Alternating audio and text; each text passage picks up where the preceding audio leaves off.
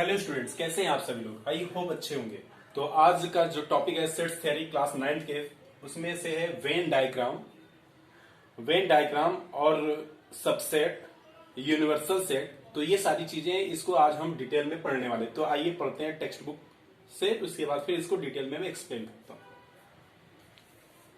Venn diagram से आज हम लोग को करना है। तो वेन डायग्राम जो जैसे कि साइंटिस्ट ने बताया कि it is use to close figure to represent set. तो ये सबसे पहले सेट को रिप्रेजेंट करने के लिए बताता है एक डायग्राम के फॉर्म में। तो डायग्राम के फॉर्म में जब भी हम लोग सेट को रिप्रेजेंट करते हैं वही चीज़ को हम लोग बोलते हैं वेन डायग्राम। इसको हम लोग जब प्रैक्टिकली देखेंगे तो आपको ज़्यादा समझ में आएगा।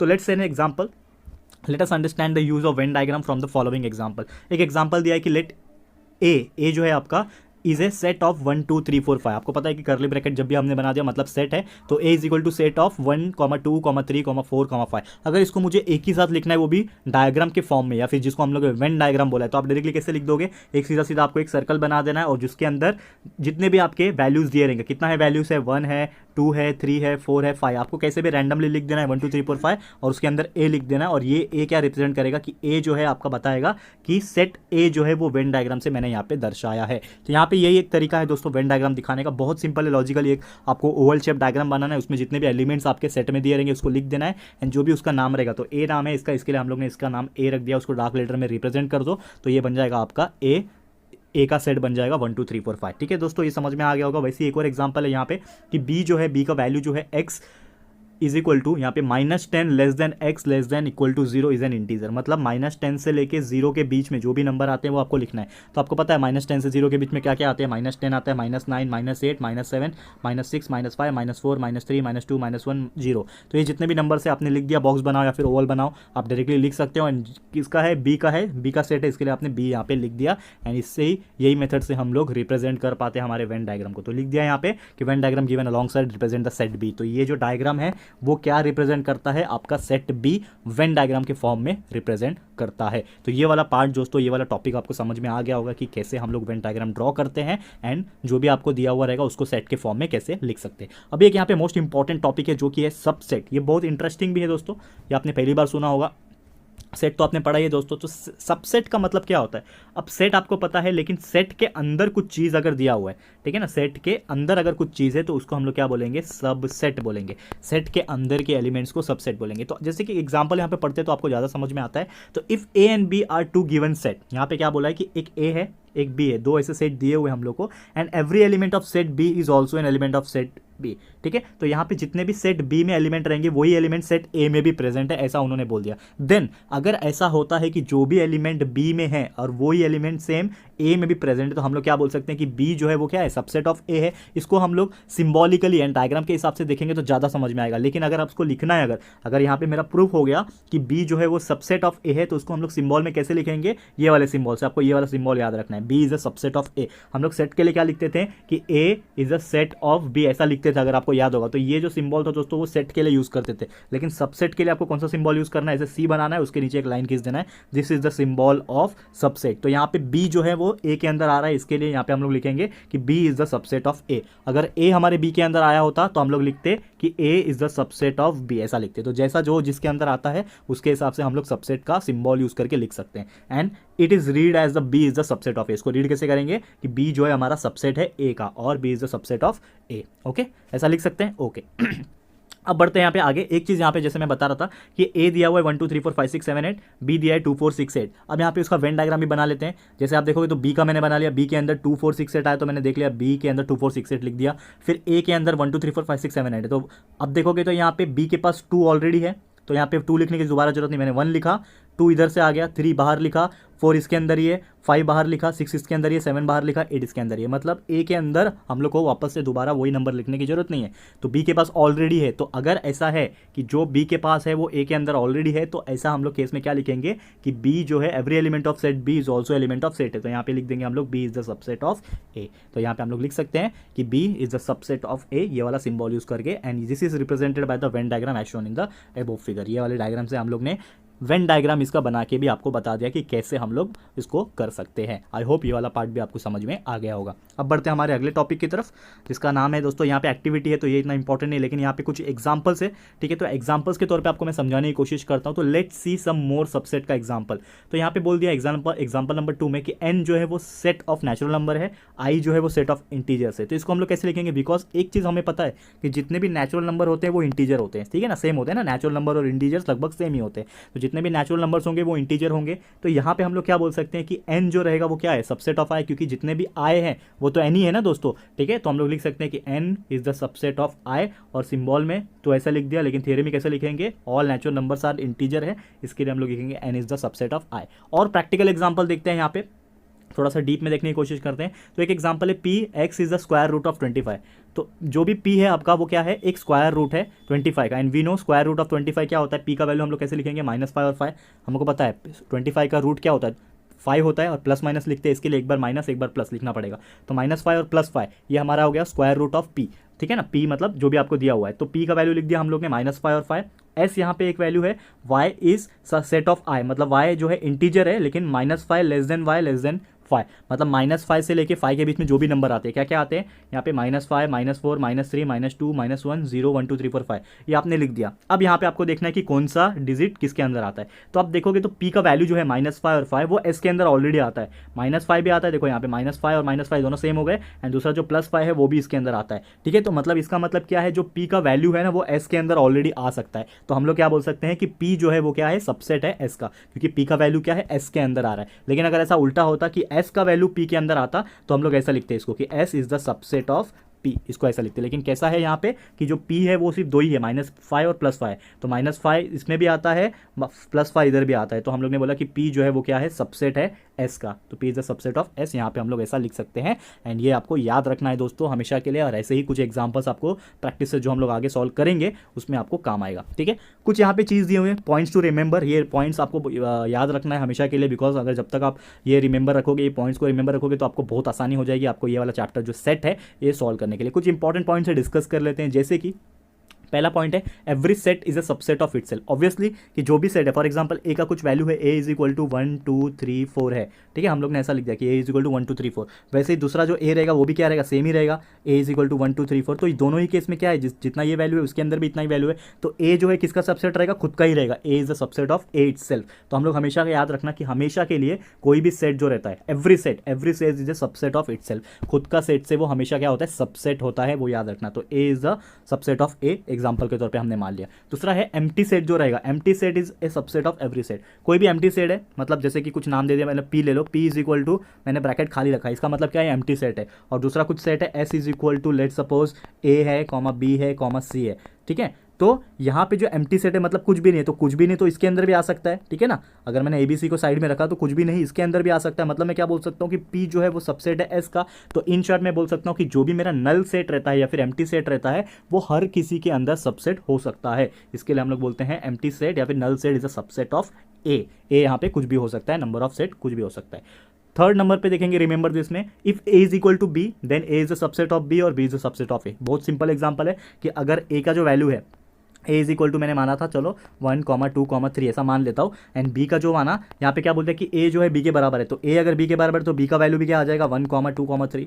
तो अगर दोनों ही सेम है तो हम लोग बोल सकते हैं कि ए जो है वो बी का सबसेट है या फिर बी जो है वो ए का सबसेट है, हम लोग डायरेक्टली लिख सकते हैं। तो therefore if A is equal to B then A is the subset of B and B is the subset of A. ये हमारा तीसरा पॉइंट टू रिमेंबर हो गया, बहुत इंपॉर्टेंट पॉइंट है, याद रखना है आपको हमेशा के लिए। एंड चौथा जो है, if A is the subset of B and B is the subset of A then A is equal to B. तो उसका उल्टा जो थर्ड हमने पढ़ा कि अगर ए जो है वो सबसेट ऑफ बी हम लोग को ऑलरेडी दिया हुआ है और बी जो है वो सबसेट ऑफ ए ऑलरेडी दिया हुआ है, तो ऑब्वियसली ऐसा कब होता है, जब हमारा ए जो है वो बी के बराबर होता है तभी ऐसा होता है। तो हमारा उल्टा कंडीशन हो जाएगा ए इज इक्वल टू बी, ठीक है। ये आपको समझ में आ गया होगा, ठीक है, इसी का उल्टा है ये वाला, ठीक है। तो ये चारों पॉइंट्स आपको हमेशा याद रखने हैं, आपको एक्सरसाइज में, प्रैक्टिस सेट में जब भी आप ये चैप्टर करोगे इसमें ये बहुत ज़्यादा इंपॉर्टेंट है, ये काम आने वाले हैं। अब आगे बढ़ते हैं, हमारे एग्जाम्पल की तरफ आगे जाते हैं हम लोग।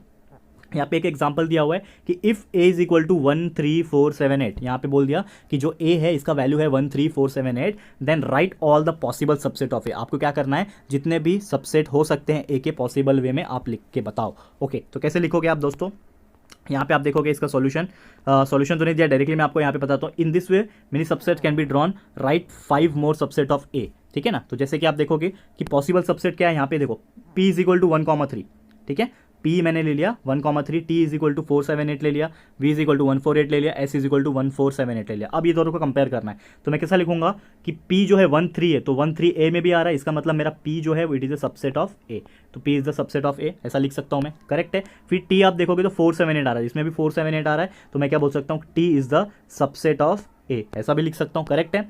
फिर v आप देखोगे तो 148, इसमें है क्या 148 इसमें भी है, तो v भी जो रहेगा मेरा वो रहेगा subset of a। And s देखोगे तो s इज इक्वल टू मैंने माना 1478, तो इसमें भी 1 है, 4 है, 7 है, 8 है, मतलब मेरा s भी क्या आ जाएगा, सबसेट ऑफ a हो जाएगा। तो इन दिस वे हम लोग बहुत सारे टाइप लिख सकते हैं। आपके लिए एक होमवर्क है दोस्तों, या फिर आपके टेक्स्ट बुक में भी वैसा ही दिया है कि right 5 more subset of a, आपको ऐसा और सबसेट बनाना है और लिखना है। कोई भी कॉम्बिनेशन ले सकते हो, 1 के साथ 4 ले सकते हो, 1 के साथ 7 ले सकते हो, 3 के साथ 4 ले सकते हो, कुछ भी लो और सबसेट बना के दिखाओ दोस्तों। हमें कमेंट सेक्शन में आप लोग के कमेंट का इंतजार रहेगा, ठीक है। और अगर आपको ये चीज़ नहीं समझा तो फिर भी आप पूछ सकते हो कमेंट सेक्शन में, हम वहाँ पे बता देंगे। तो आई होप मोस्ट ऑफ लोग को या फिर सभी लोग को समझ में आ गया होगा कि यहाँ पे क्या करना है, ठीक है। आपको बस नया नया सबसेट बनाना है जो कि बहुत ज़्यादा ईजी है, ओके। अब आगे बढ़ते हैं यहाँ पे, ठीक है। यहाँ पे कुछ एक्टिविटीज़ है, तो एक्टिविटीज़ में हम ज़्यादा ध्यान नहीं देते दोस्तों, कुछ प्रॉब्लम नहीं आएगा इसमें, ओके। एंड यहाँ पे आपको दिख पा रहा होगा that is some set example है, some set are given below, A का दिया हुआ है, बी का दिया हुआ है, सी डी आई का दिया हुआ है। Discuss and decide which of the following statement are true, कौन सा स्टेटमेंट ट्रू है कौन सा गलत है ये आपको बताना है। तो इसको सॉल्व कर लेते हैं हम लोग। क्या बोला है, A is the subset of B C and D, A जो है मेरा वो किसका सबसेट है, बी का, सी का और डी का। चेक करते हैं बी का सी का है कि नहीं। तो बी का देखोगे तो 1 2 3, इसमें है क्या 1 2 3 नहीं है, तो बी तो नहीं आएगा दोस्तों, ठीक है। बी का वैल्यू ए में है क्या, नहीं है, तो ये बी नहीं हो सकता। फिर आप देखोगे सी का है क्या, सी -12 है, -6 है, 0 है, 6 12 4 18। तो आप देखोगे तो ये डॉट डॉट डॉट जा रहा है, तो ये आगे -4 जो है फर्स्ट वाला एक ही कैटेगरी में आप देखोगे तो -4 के आगे -6 आएगा, फिर -8 आएगा, -10 आएगा, -12 आएगा, मतलब ये सेटिस्फाई करता है, ओके। और आगे पॉजिटिव में भी जाओगे तो 0 6 भी आ रहा है, 12 भी आ रहा है, 18 आ रहा है, मतलब ये भी सेटिस्फाई करता है। जो हमारा सी जो है, ठीक है, ए का सबसेट रहेगा। फिर डी आप देखोगे तो डी में -8 -4 0 आ रहा है, तो इसमें भी आएगा दोस्तों -4 -8, मतलब डी भी मेरा सेटिस्फाई करता है। तो ए में है जो दोस्तों, ए का हम लोग बोल सकते हैं कि it is a subset of C and D but not B, यहाँ पे हम लोग बोल सकते हैं, ठीक है। तो इन शॉर्ट अगर बोलेंगे तो बी जो है नहीं है, इसके लिए हमारा फॉल्स हो जाएगा, ट्रू नहीं रहेगा, क्योंकि एक जो है हमारा बी वो सबसेट नहीं आ रहा है, ओके। अब दूसरा आप देखोगे तो B is the subset of all the set which are given below, जो बी है वो हर एक में आता है क्या, आप देखोगे चेक करो तो बी मतलब 1 2 3 आना चाहिए, तो इसमें भी 1 2 3 नहीं आ रहा है, ठीक है। इसमें 1 2 3 नहीं आ रहा है, इसमें 1 2 3 बट इसमें आ रहा है, तो आप देखोगे किसी एक में भी नहीं आया तो हम लोग का वो ट्रू नहीं रहेगा। तो इन केस हम लोग क्या बोल सकते हैं, B is a subset of, B is not subset of all the set, तो यहाँ पे ये भी क्या हो गया, फॉल्स हो गया, ट्रू नहीं रहेगा, ठीक है दोस्तों। आई होप ये वाला पार्ट आपको समझ में आ गया होगा, बहुत ईजी है दोस्तों। फिर भी आप इसको एक बार अपने साथ भी ट्राई कर लेना, अपने पास एक बुक ले लो, पेन ले लो एंड फिर से अपने पास से ट्राई कर लो। एंड फिर भी अगर आपको डाउट लगता है तो आप हमें कमेंट करके पूछ सकते हो, हम जरूर से वहाँ पे आपको रिप्लाई दे देंगे। यूनिवर्सल सेट क्या होता है, बात करते हैं यूनिवर्सल सेट की। Think of a bigger set which will accommodate all the given set under consideration which is general is known as the universal set. मतलब यूनिवर्सल सेट जैसे कि हम लोग ने अभी सबसेट पढ़ा, तो यूनिवर्सल सेट क्या हो जाएगा, टोटल सेट, मतलब सबसेट के भी ऊपर जो पूरा का पूरा सेट को कैरी करता है, that is known as the universal. Universal को आपको पता बोलते हैं ना हम लोग, पूरा अगर एक ही चीज में यूनिवर्स के अंदर पूरा ब्रह्मांड आ गया, पूरे प्लैनेट्स आ गए, वैसे ही सब सेट को मिलाएंगे अगर, तो ये पूरा का पूरा सेट जो होगा यूनिवर्सल सेट बोलेंगे। एग्जाम्पल यहाँ पे एक चीज बोला है, suppose we want to study the students in class 9 the frequently remain absent, ठीक है।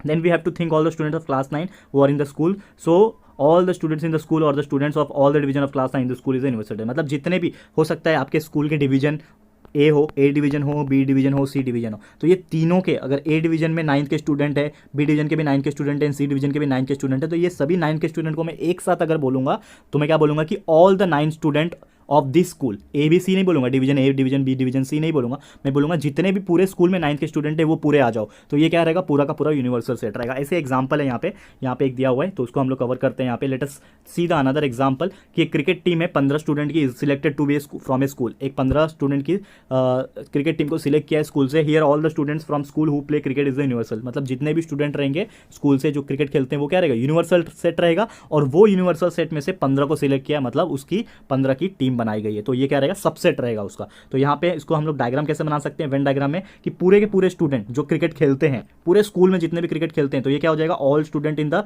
स्कूल हु प्ले क्रिकेट, तो ये यूनिवर्सल सेट हो जाएगा यू, एंड जिसके अंदर से 15 लोग को सिलेक्ट किया, मतलब पूरी टीम बनाई, तो टीम ऑफ क्रिकेट प्लेयर सिर्फ उसके क्या हो जाएंगे, सबसेट हो जाएंगे, उसके अंडर आ जाएंगे। ठीक है, तो ये आपको समझ में आ गया होगा क्या डिफरेंस है यूनिवर्सल सेट में और सबसेट में। ओके, एक एग्जांपल दिया है, सॉरी नॉट एग्जांपल, यहाँ पे एक कंसिडरेशन दिया है, generally the universal set is denoted by you, you से हम लोग डिनोट करते हैं, एंड वेन डायग्राम में जैसा कि मैंने आपको बता दिया, आपको ये चीज समझ में आ गया होगा। अब बढ़ते आगे, जिसका नाम है complement of a set. Complement मतलब क्या होता है, यहाँ पे हम लोग को अभी एक चीज़ अगर मैं एक सिंपल वे में आपको बताऊँ कि अगर कॉम्प्लीमेंट का मतलब आपको जानना है, तो कॉम्प्लीमेंट का मतलब होता है दोस्तों उल्टा। आपको बस इतना याद रखना है कि फॉर एग्जांपल ए आपका कुछ नंबर है, इसमें है 2, 4, 6, 8, ठीक है, तो ए जो है आपका इतना रहेगा, तो बी जो रहेगा आपका, सॉरी अगर यू है आपका, तो यू जो है, अगर इसके पहले मैं आपको वापस से बताता हूँ, एक सेकंड दोस्तों, यहाँ पे मेरे को दे दो। ठीक है, जैसे कि मैं एग्जांपल के तौर पे बोलूँ कि यू जो है आपका, यहाँ पे ले लो 1, 2, 3, 4, 5, ऐसा ले लो। ठीक है, अब जो ए रहेगा वो मैंने बोल दिया कि मेरा ए जो है वो 1, 3, 5 है। ओके, एंड बी क्या रहेगा मेरा, तो जो बी रहेगा मेरा वो कॉम्प्लीमेंट रहेगा, जो कि बचा हुआ जो वैल्यू रहेगा। तो मैंने ए में 1 लिख दिया, 3 लिख दिया, 5 लिख दिया। ओके, आपको समझ में आ रहा होगा, यहाँ पे मैं अच्छे से प्रॉपर वे में नहीं लिख पा रहा हूँ, लेकिन आप लोग मेरी वर्डिंग सुनोगे अगर, तो आपको ज़्यादा समझ में आएगा कि जो चीज़ तो यूनिवर्सल टोटल हो गया, यूनिवर्सल में से जो मैंने ए में लिख दिया वो तो है, लेकिन जो बच जाएगा वो बी में आ जाएगा, और वही मेरा क्या रहेगा, कॉम्प्लीमेंट रहेगा। तो एग्जांपल के तौर पे देखते हैं, यहाँ पे ज़्यादा आपको समझेगा। पहले मैं डेफिनेशन आपको बता दूं कि suppose U is the universal set if B is the subset of you.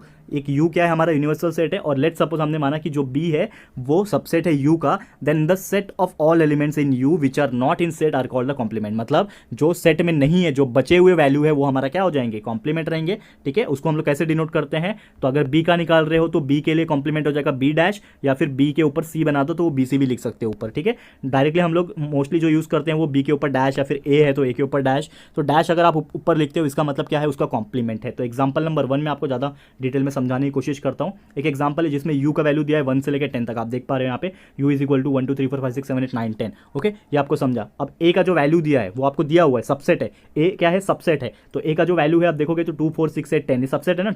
ए जो है यू में आता है, 2 आता है, 4 आता है, 6 आता है, 8 आता है, 10 आता है, मतलब ए जो है मेरा यू का सबसेट है। लेकिन अब हमें पूछा है कि find out the complement of A, तो ए जो है इसका कॉम्प्लीमेंट निकालना है। तो ए का कॉम्प्लीमेंट हम लोग कैसे लिखेंगे, ए डैश से लिखेंगे, जैसा कि आपको दिख रहा होगा। और क्या लिखेंगे, वैल्यू जो बचा हुआ है, तो एक जो भी है ए के बाद जो यू में बचा हुआ है, तो 2 निकाल दो, फिर 4 निकाल दो, 6 निकाल दो, 8 निकाल दो और 10 निकाल दो। ठीक है, तो ये निकालने के बाद जो भी वैल्यू बच जाते हैं, क्या बच जाते हैं, 1 बच गया, 3 बच गया, 5 बच गया, 7 बच गया, 9 बच गया, उसको लिख दो यहाँ पे, और वही बन जाएगा आपका कॉम्प्लीमेंट सेट। बहुत ईजी है दोस्तों, आपको आगे समझ में आ गया होगा। उसका वेन डायग्राम भी ड्रॉ कर सकते हो। टोटल जो है कितना है, 1 से लेकर 10 है, और आपके ए में कितने आते हैं वो उसको अलग से लिख दो, 2, 4, 6, 8, 10 आते हैं, और उसका ए का कॉम्प्लीमेंट जो बचा हुआ है वो अपने आप क्या हो जाएगा, ए कॉम्प्लीमेंट हो जाएगा। ठीक है, इसको वेन डायग्राम से ऐसे बना सकते हैं। सेकंड एग्जांपल देखते हैं, थोड़ा और डिटेल में समझने की कोशिश करते हैं। यू का वैल्यू जो दिया है वो दिया है 1, 3, 9, 11, 13, 18, 19। ओके, ये आपको यू का वैल्यू दे दिया। अब बी का जो वैल्यू है आपको दिया है कि B is the subset of U, ऐसा बोला है, और बी का जो वैल्यू है वो है 3, 9, 11 और 13। तो अगर बी मेरा सबसेट है यू का, जिसमें 3, 9, 11 और 13 दिया है, तो हमें पूछा है कि बी का कॉम्प्लीमेंट निकालो, बी डैश निकालो। तो बी डैश कैसे निकालोगे, तो बी को हटा दो खाली यू में से, तो बी का वैल्यू क्या है, 3 है, हटा दिया, 9 है, हटा दिया, फिर उसके बाद 11 है, हटा दिया, फिर 13 है, हटा दिया। तो ये हटाने के बाद जो भी वैल्यू बच जाता है यू में, वो रहेगा मेरा बी का कॉम्प्लीमेंट। तो क्या बच गया, 1 बच गया, आप देखोगे तो 18 बच गया, 19 बच गया। तो 1, 18, 19 is my complement of B. तो इसको हम लोग ने लिख लिया कि B dash is equal to 1, 18, 19, and this is our the final answer for the complement of B. और ऐसे ही क्वेश्चन आपको प्रैक्टिस सेट में या फिर आपके एग्जाम में पूछेंगे कि आपको कुछ वैल्यू दिया रहेगा, यू वैल्यू दिया रहेगा, ए का वैल्यू दिया रहेगा, और आपको पूछेगा ए का कॉम्प्लीमेंट निकालो, या फिर यू दिया रहेगा, बी दिया रहेगा, और आपको पूछेगा बी का कॉम्प्लीमेंट निकालो, जो कि बहुत ज़्यादा ईजी है। आई होप आपको समझ में आ गया होगा, और आप लोग इसका आंसर जो है वो ईजिली निकाल पाओगे आगे आने वाले टाइम में। ठीक है, तो complement of a complement is given set itself. एक और चीज़ बोला यहाँ पे कि कॉम्प्लीमेंट जो होता है कॉम्प्लीमेंट का, वो खुद का ही सेट होता है। ठीक है, कुछ यहाँ पे भी प्रॉपर्टीज आपको याद रखना है यहाँ पे, जैसे कि no elements are common in A and A dash. मतलब जो भी ए रहेगा या फिर ए डैश रहेगा, मतलब ए और ए का कॉम्प्लीमेंट ये दोनों अलग अलग होते हैं, क्योंकि ए में जो रहेगा वो ए डैश में नहीं रहने वाला है। तो ये आपको याद रखना है। फिर सेकेंड आपको दिया हुआ यहाँ पे, आप देखोगे, एक मिनट, सेकंड आप देखोगे तो A is union sorry A is a set subset of U and A dash is subset of U. तो मतलब क्या बोल सकते हो कि जो यू है, क्योंकि यू तो यूनिवर्सल है, तो ए का वैल्यू भी यूनिवर्सल में आने वाला है और ए डैश का भी यूनिवर्सल में आने वाला है, तो दोनों क्या होते हैं, सबसेट ऑफ यू होते हैं। तो ए भी रहेगा subset of U and A dash भी रहेगा, मतलब ए कॉम्प्लीमेंट भी रहेगा सबसेट ऑफ यू, ये भी आपको याद रखना है। थर्ड क्या रहेगा, complement of set U is empty set, मतलब अगर यू का हमने कॉम्प्लीमेंट निकाला तो यू तो खुद ही था पहले, और उसका कॉम्प्लीमेंट क्या हो जाएगा, कुछ भी नहीं, मतलब नल सेट हो जाएगा। ठीक है, तो A sorry complement of set U का जो भी कॉम्प्लीमेंट आएगा, उल्टा जो आएगा वो क्या आएगा, नल रहेगा, मतलब खाली रहेगा, एम्प्टी सेट रहेगा। वही उसका उल्टा कर देंगे तो कॉम्प्लीमेंट ऑफ एम्प्टी सेट। आइए थोड़ा बोर्ड पे देखते हैं वेन डायग्राम, वेन आरेख कैसे बनाते हैं। जैसे मान लीजिए एक सेट है ए ई आई ओ यू, और एक सेट है बी जिसमें केवल ए और ई है। तो इसका वेन डायग्राम कैसे बनाएंगे, जो सबसे छोटा वाला है मतलब बी, इसके 2 एलिमेंट इसमें हैं लेकिन इसके सारे एलिमेंट इसमें है क्या, नहीं है, तो बी वाले को हम क्या करेंगे, सबसे पहले बनाएंगे ऐसे एक सर्कल में, और इस सेट का नाम दे देंगे बी, ए और ई। इसके बाद क्या करेंगे, जो बाकी बचे हुए एलिमेंट्स है उसको स्क्वायर ब्रैकेट में लिख देंगे, ये सेट ए हो जाएगा। ए ई ऑलरेडी हम ले चुके हैं, तो यहां से क्या बचा, आई ओ यू, तो यहां लिख देंगे आई ओ यू। तो इस तरीके से आपका वेन डायग्राम बन जाएगा। अब अगला है सबसेट। सबसेट मतलब उपसमुच्चय या उपसंच। तो यहां पे देखिए बी के सारे एलिमेंट ए में है लेकिन ए के सारे एलिमेंट बी में नहीं है, तो क्या हो जाएगा, बी सबसेट ए में, जो बड़ा वाला है उसका सबसेट हो जाएगा। तो यहां पे लिख सकते हैं बी इज सबसेट का चिन्ह ये सबसेट ए, ठीक है, और ए इज सबसेट नॉट, यहां पे देखिए ए सबसेट बी का नहीं, इसलिए इसको ऐसे कर दिया। अब अगला है यूनिवर्सल सेट या विश्व समुच्चय। यूनिवर्सल सेट, यहाँ पे यूनिवर्सल सेट का काम कौन सा कर रहा है, ए कर रहा है, तो यहां पे लिख देंगे यूनिवर्सल सेट, जो बड़ा वाला रहता है उसी को हम यूनिवर्सल सेट कहते हैं। यूनिवर्सल सेट यहां पे क्या हो जाएगा, ए हो जाएगा। उसके बाद complement of set B, complements of set B, B का कॉम्प्लीमेंट कैसे निकालेंगे, तो मान लीजिए बी का कॉम्प्लीमेंट मीन्स बी डैश, तो B dash is equal to क्या हो जाएगा आपका यू, तो यहां पे हमने ए लिया यूनिवर्सल सेट, तो B dash equal to A minus B, तो B dash is equal to, अब ए में से बी, इसमें से आपको इसको निकाल देना है, तो बचेगा कितना, आई ओ यू, तो लिख देंगे यहां पे आई ओ यू, ये आपका कॉम्प्लीमेंट या पूरक समुच्चय हो जाएगा। ठीक है, थैंक यू। आज के लिए बस इतना ही, मिलते हैं फिर अगली एक्सरसाइज में। Thank you.